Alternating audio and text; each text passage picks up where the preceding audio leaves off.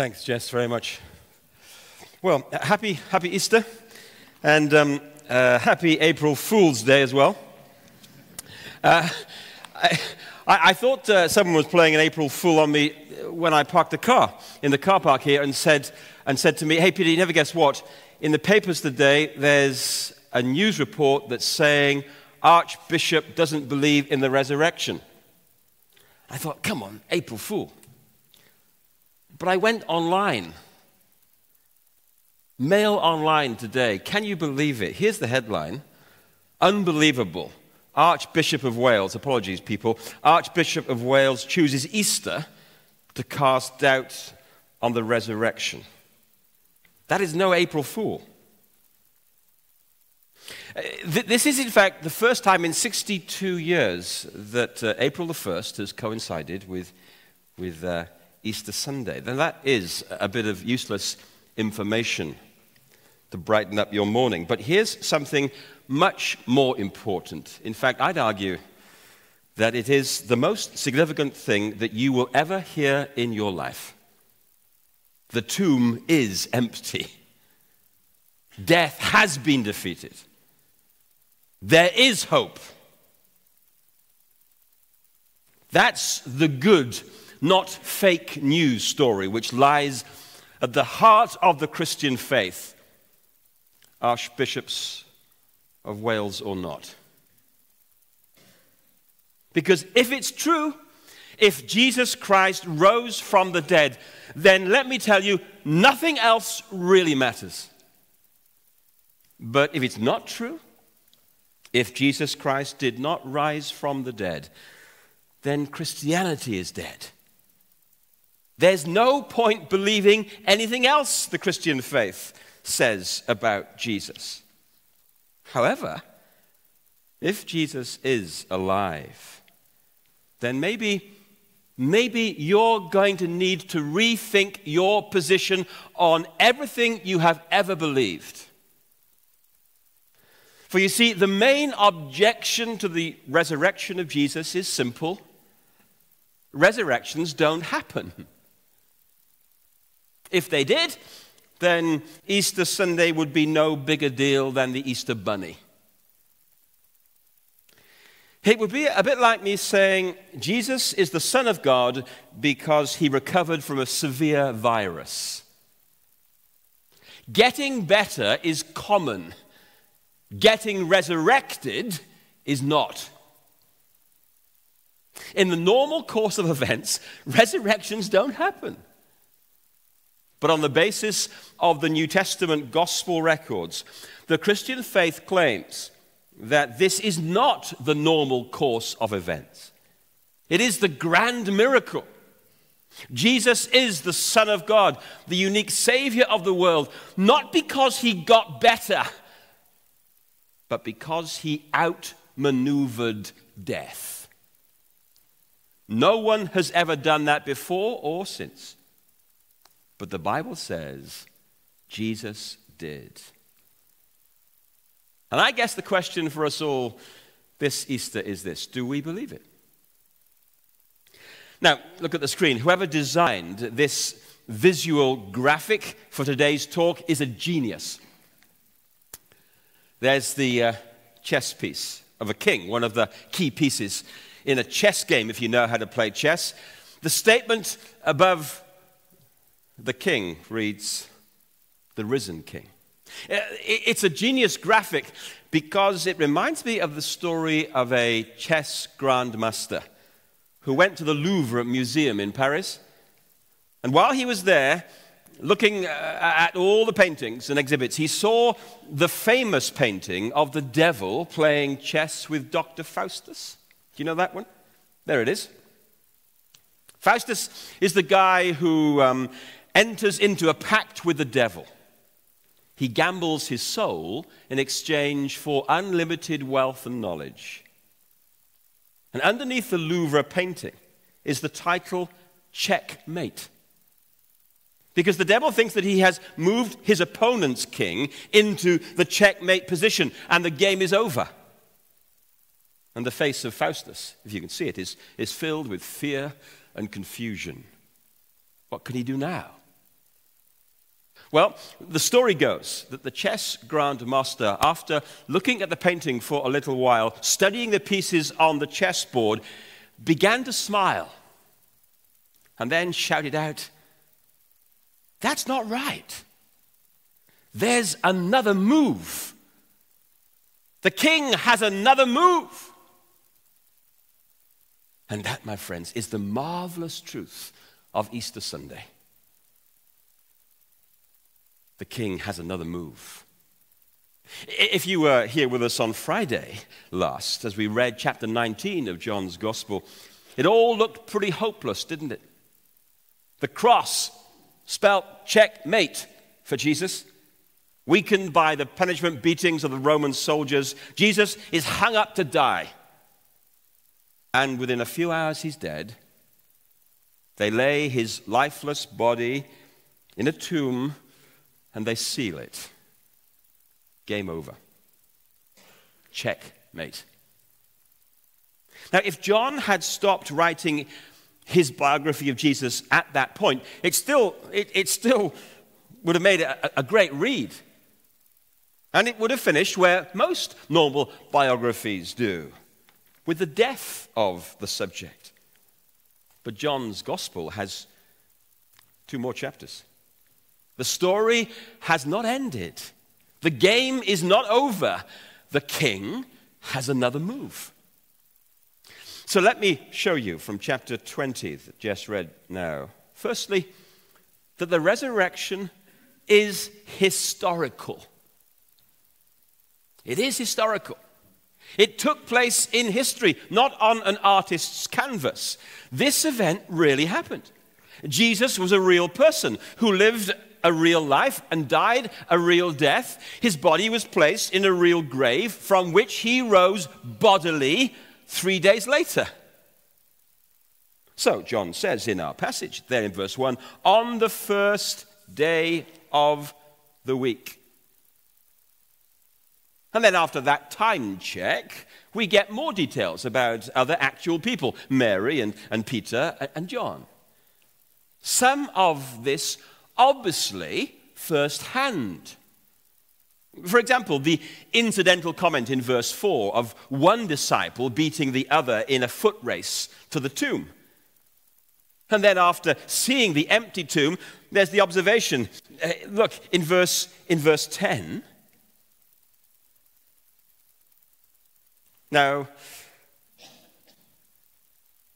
the disciples went back to where they were staying. It's so ordinary, isn't it? I mean, if you were writing a mythology, I'm not sure you would have put in, and then the disciples went home for a cup of tea. It has all the authentic marks of eyewitness reporting. Because the Gospels are not written as myth.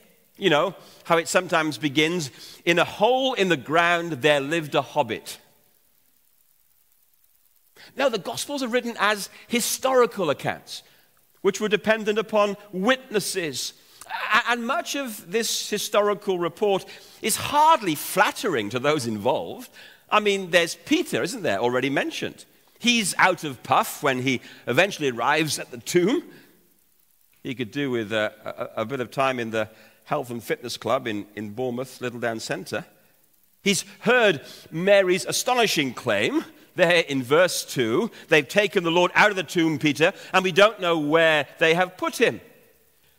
But when he gets to the tomb and sees it's empty and sees the linen cloths there, his first reaction to the sight of the empty tomb and the grave clothes is not, hey, great, Jesus is alive. He's conquered death. He scratches his head. He's what's going on here? He thinks. And that description of the grave clothes, you know, all neatly folded, it's fascinating, isn't it? There they are, left neat and tidy, everything folded up, undisturbed, as though Jesus' body had simply passed through them, like a discarded chrysalis from which the butterfly has emerged. That detail suggests that whatever the explanation for the empty tomb, This was unlikely to have been the work of grave robbers.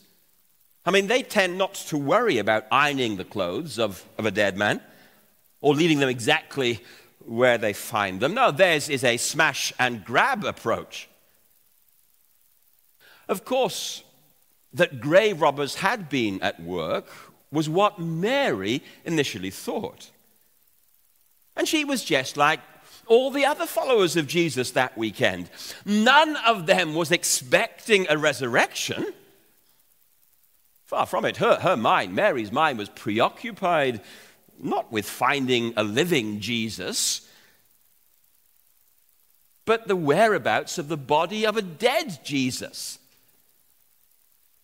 And yet John and the other gospel writers make women like Mary the first on the scene, the first to spread the news to the disciples, and the first to actually meet the risen Jesus. Now, why is that significant? Why is that historical detail important? Well, in those days, if you wanted a story to be believed, you didn't make a woman part of the story. Sorry, ladies. It's the way it was then. Maybe it's the way it is now. In the first century, a woman's evidence wasn't even permissible in a court of law. Yet here, in the documents of the early church, here is the early Christian community confident enough about its claims concerning Jesus that they make women primary witnesses to the resurrection event.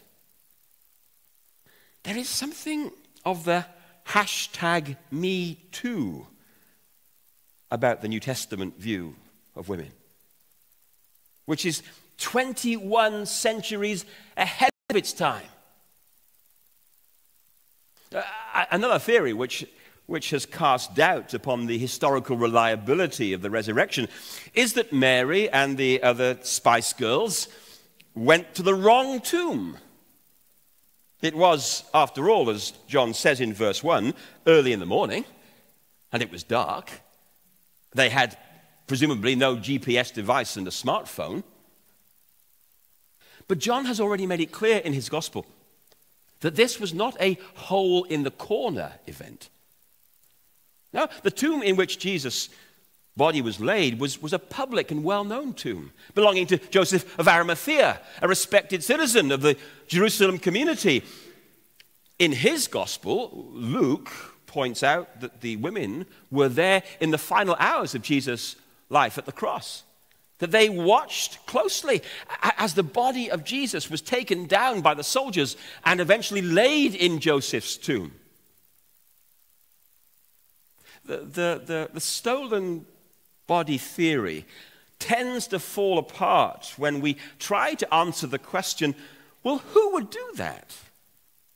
And how would they accomplish it? As for the how, the authorities had made doubly sure that the body of Jesus could not be stolen.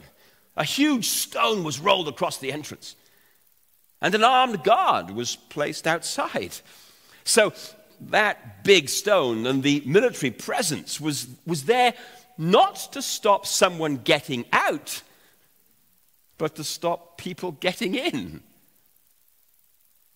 In terms of who might be motivated to steal the body, the disciples. But firstly, how did they manage to get past that crack Roman guard? And secondly, what would they gain from such a move? Especially because in the years ahead, some of them would die for what they knew to be a lie, therefore. You see, the psychology of martyrs is this. Martyrs tend to die for what they believe to be true, not for what they know to be false. And anyway, such a hoax would be impossible to keep under wraps for very long. It would only take one person to let slip that the news about Jesus was fake, and the whole resurrection story would collapse. Just think about the cricket news of the last few days. You following poor Australia? How quickly! Last week, the truth of the cricket ball tampering scandal got out and claimed, tragically, the reputations of the Australian captain Steve Smith, one of the best batsmen of his generation, and the vice-captain David Warner. Only a few days before, they had insisted on TV that nobody had cheated in the game against Africa, that no one had tampered with the ball. But you see, truth will out. Truth gets out. Listen to this from the Watergate scandal during Nixon's administration in the America of the 1970s. Charles Coulson was convicted, with others, of cover-up. But actually, he came to faith in Christ while in prison. And later on, he puts it this way. Take it from one who was inside the Watergate web looking out, who saw firsthand how vulnerable a cover-up is. Nothing less than a truth as awesome as the resurrected Christ could have caused those men to maintain to their dying day that Jesus is alive. Watergate embroiled 12 of the most powerful men in the world, and they couldn't keep alive for 3 weeks. You're telling me that 12 apostles, everyone beaten, tortured, and imprisoned, could keep alive for 40 years? Absolutely impossible. All the authorities had to do to expose the myth was dig up the body like they dug up the Watergate tapes.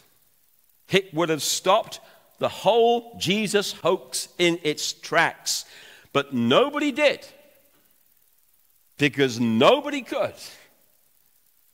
Because Jesus was alive.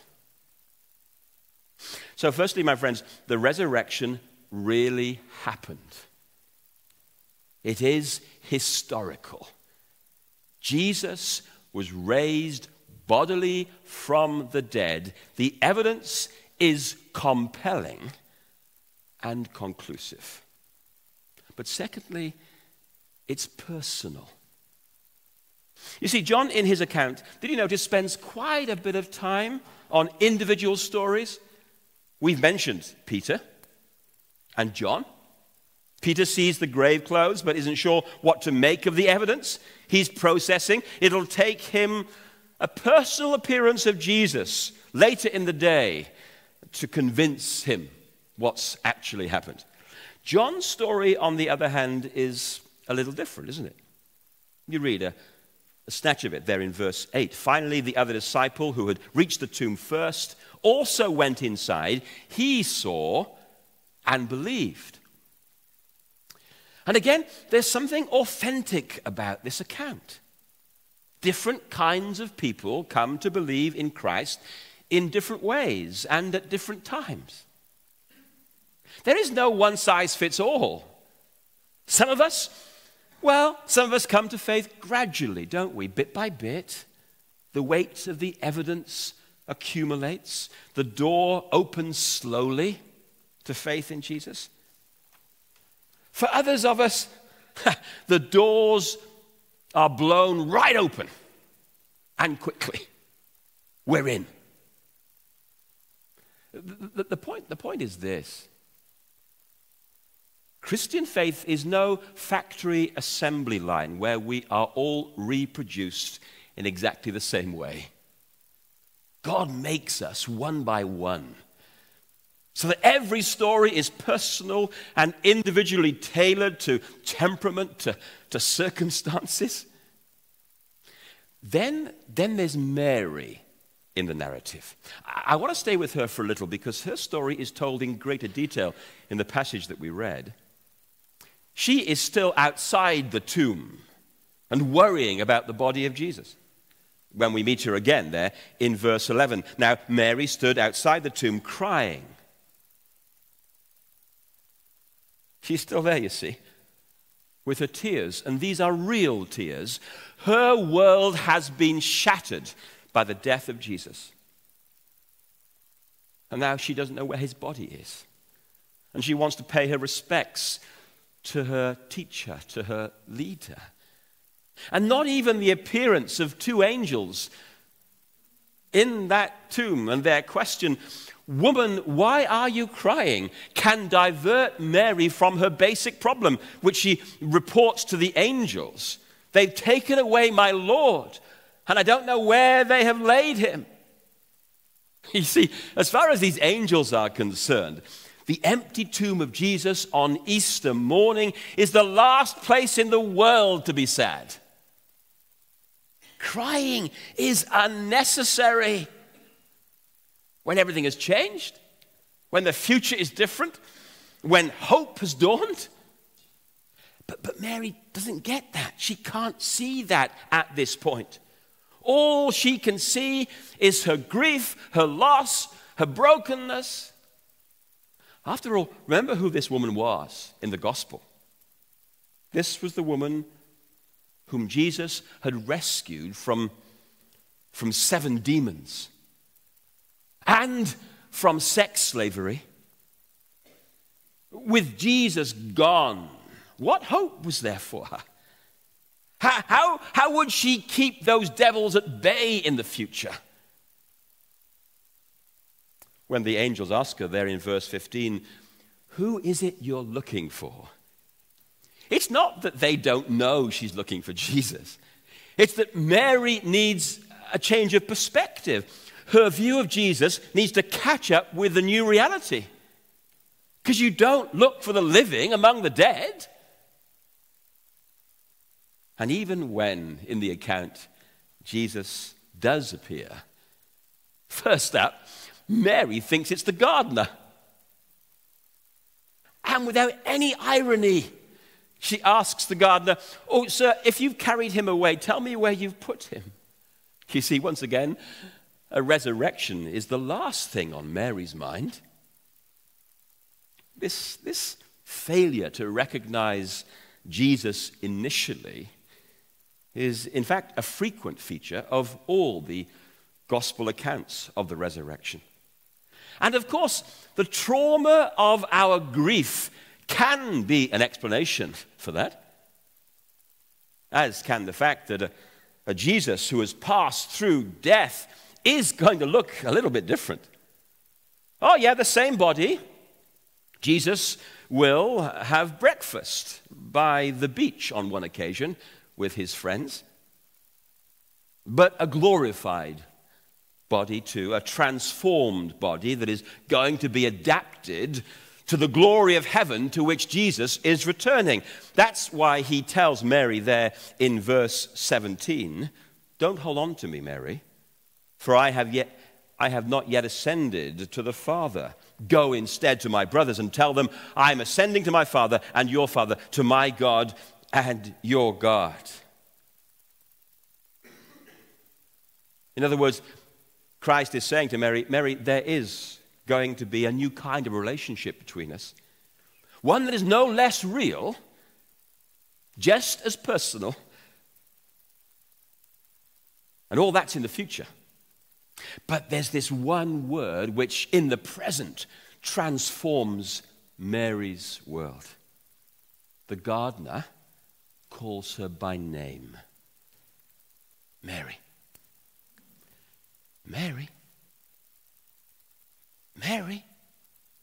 And in that familiar voice, all Mary's fears evaporate. She knows it's Jesus. And so she responds, Rabboni, literally, my dear teacher. Jesus, it's you. If ever there is an example that God deals with us on a case-by-case basis, by name, personally, there it is. There it is. Mary. Come on, Mary. Her name and the way he said it, it remakes her world and resets her life forever. Jesus was going to be there for her. His presence banishing her sadness and giving her hope.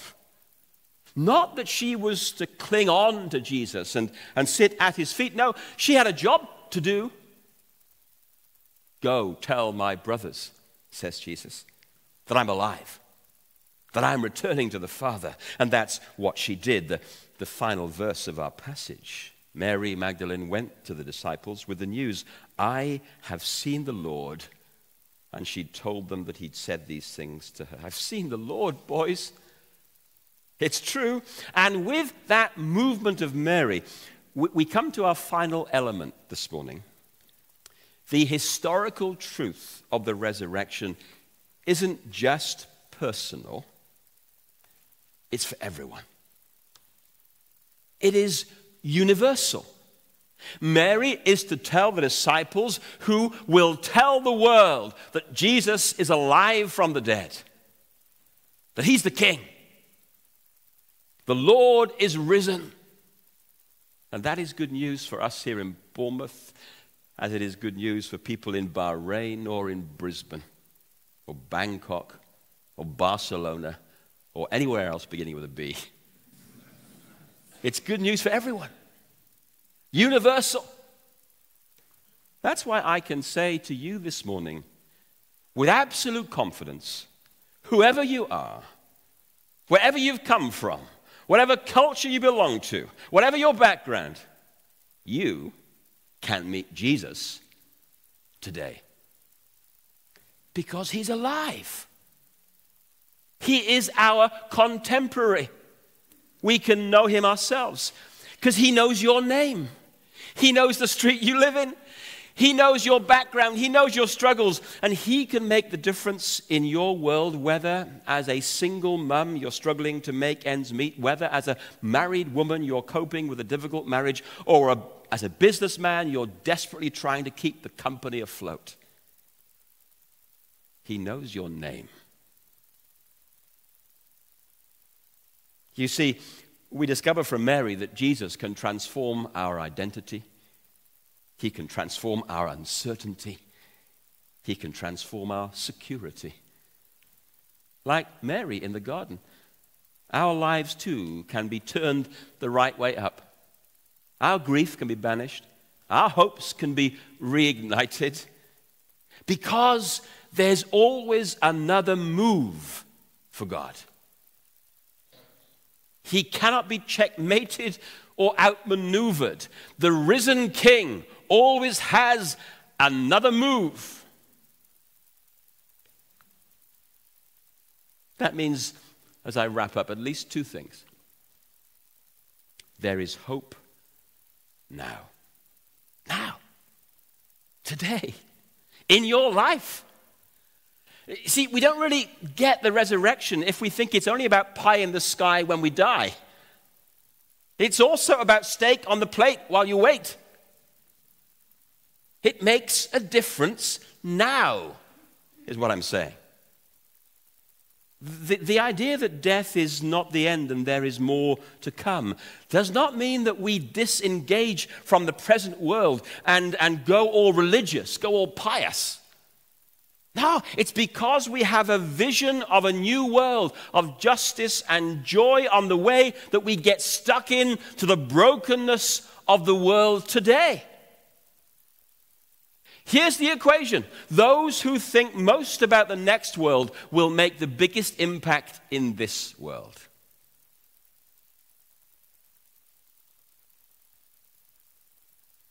There is hope now. Lastly, there is a certain future. Now, of course, nobody is going to challenge the view that our futures won't include death. Even for a lady called Joan Hockart. I visited her this past week to celebrate her 110th birthday. Joan has a very long association with us at Lansdowne, and according to the internet, Joan Hockart is the 8th oldest person in Britain. Here's another interesting fact. Of the 8 oldest people in Britain, 3 of them were born on the same day. That'll be a Trivial Pursuit question of the future, I'm sure. One of them was Joan Hockart. She is certainly the oldest person I've ever met. Arthur Hubbard held the previous record for me. He was 101. And when I asked him what the best thing was about being 101, he said to me, "Peter, there is no peer pressure."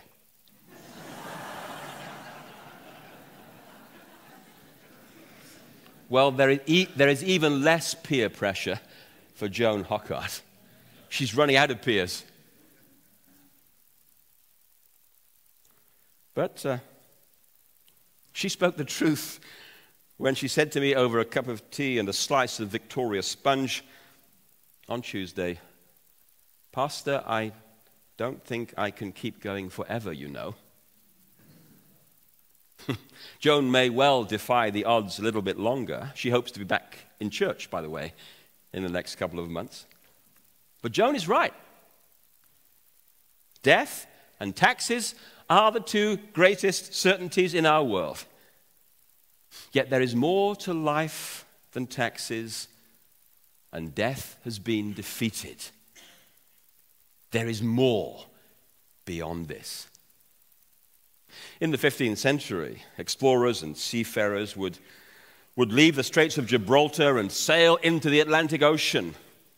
And the last thing that sailors saw was a notice in Latin on every harbor wall, "No more beyond this."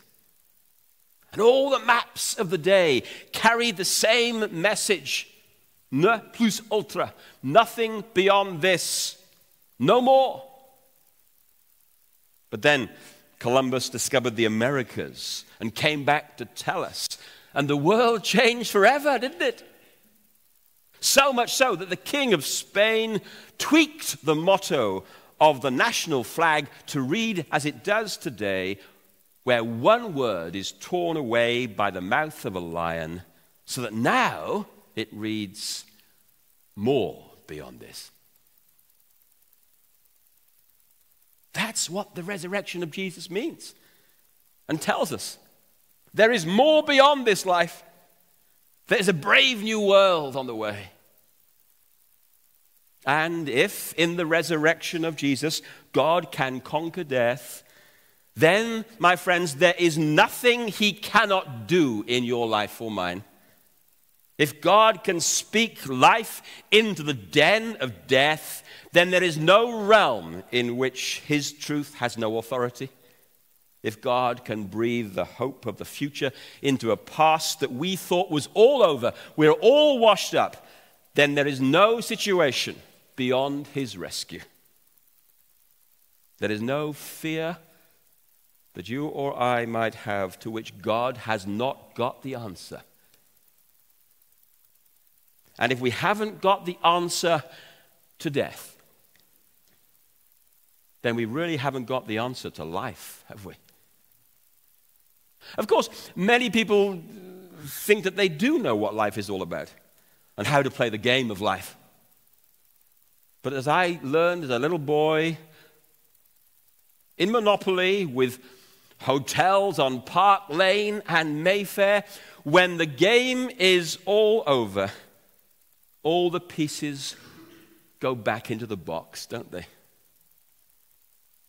Whether the game of life for you is about getting better grades than everyone else, or driving a faster car than everyone else, or living in a bigger house than everyone else, or having the busier diary than everyone else, or the tightest abs, or the smartest garden. Folks, it all goes back in the box in the end. Everything. And even when we're playing the game of life, all that stuff is never really enough. Have you noticed that? A man never earns enough. A woman is never beautiful enough. Clothes are never fashionable enough. Gadgets are never modern enough. Enough is never enough. Only God is enough for life and death. For you see, here's the truth. When we have to stop playing the game of life as you will, it's not just that all the pieces that we've accumulated on the board which have to go back into the box. We end up in a box too. It's called a coffin. And you had better know that your exit is clear before you enter that box. And because of the resurrection of Jesus, you can know. For somebody has beaten death and come back to tell us. Not just to tell us, but if we trust and follow him, he will take us one day through death to life beyond death, to that brave new world, to the life with God for which we were originally designed. That is why the resurrection of Jesus matters. And if it is true, nothing else really matters. But does it matter to you? Is the empty tomb not just historical truth, something which really happened? Is it also personal truth? Because it matters to you. Here's the Easter deal, the bank holiday weekend deal. Here's the Easter offer. You can meet, know, and be transformed by the risen Jesus. Not by a sort of wishful thinking, oh, if only it were true. No, the hope of Christian faith is not that it's too good to be true. It is so good because it is true. Now, do you believe it? Do you trust Christ? He's made his move. So, what's your next move, eh? What's your next move? As the group come up to the platform now, and in a moment we're going to sing a song that reflects Mary's story, See What a Morning. Think about what you've heard and ask yourself the question, all right, my move. What's my next move? And I'll tell you what some of those moves might be after we've sung this song. Let's sing together. See What a Morning.